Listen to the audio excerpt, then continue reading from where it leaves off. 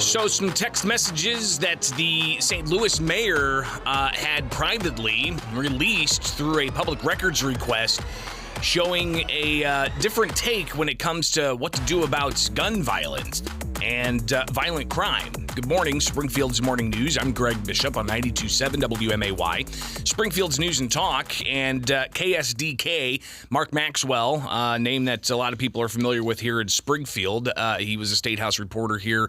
Now he works in St. Louis with KSDK. He was able to get these text messages that were through a public records request, but thousands of text messages were released, and it deals in part with political strategy and some kind of off-the-cuff comments about some of her political detractors and whatnot. But what's really interesting about this revelation is that she says, quote, Chicago has strict gun laws as well, but doesn't deter crime.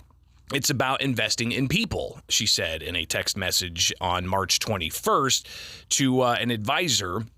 A couple of advisors, Richard Callow and Vervis Jones. So this is St. Louis Mayor Tishaura Jones, and text messages that KSDK received through public records requests. And there's another part of this story that just doesn't deal with the thinking of, do more gun control laws actually curb crime, or is there something else that needs to be done to go after violent crime?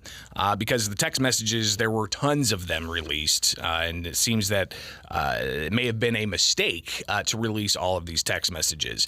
But to get back to this particular message, because obviously when we talk about violent crime and how to curb violent crime, you've got a lot of back and forth in the political realm as to what's the best approach.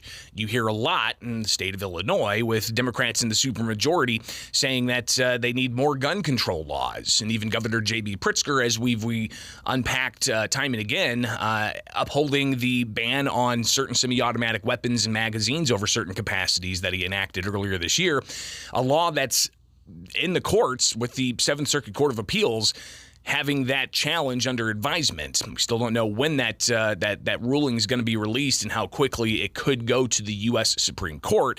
But that's, an aside, because some on the political left want to see more gun control measures put in place, and you hear that messaging quite a bit, not just here in Illinois, but also nationally. Well, St. Louis is also dealing with violent crime as well. They're regularly in the list of areas where you see a lot of violent crime being reported, and up high on the murder rate of large cities across the country. So with the efforts at the Missouri State House, you've got Republicans there that don't want to see more gun control.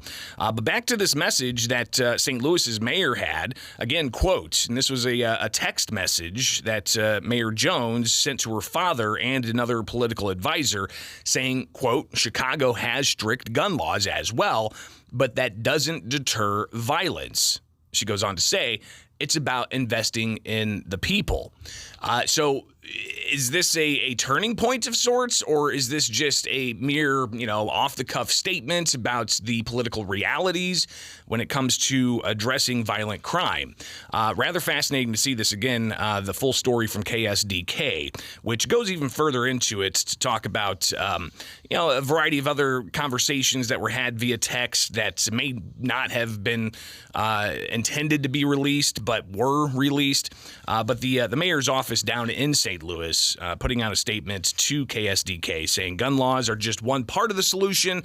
There's a difference between deterring behavior and making it harder to get firearms and weaponry. For example, there's no doubt that gun laws in the Blue region around Newark help reduce violence as opposed to here. So interesting to see the back and forth here again of people, saying we need more gun control, and others saying no. It's a different approach that needs to be taken in investing in communities and making sure that people have opportunities and jobs and education and are able to have those opportunities where they can pull themselves up and not have to get into violent crime.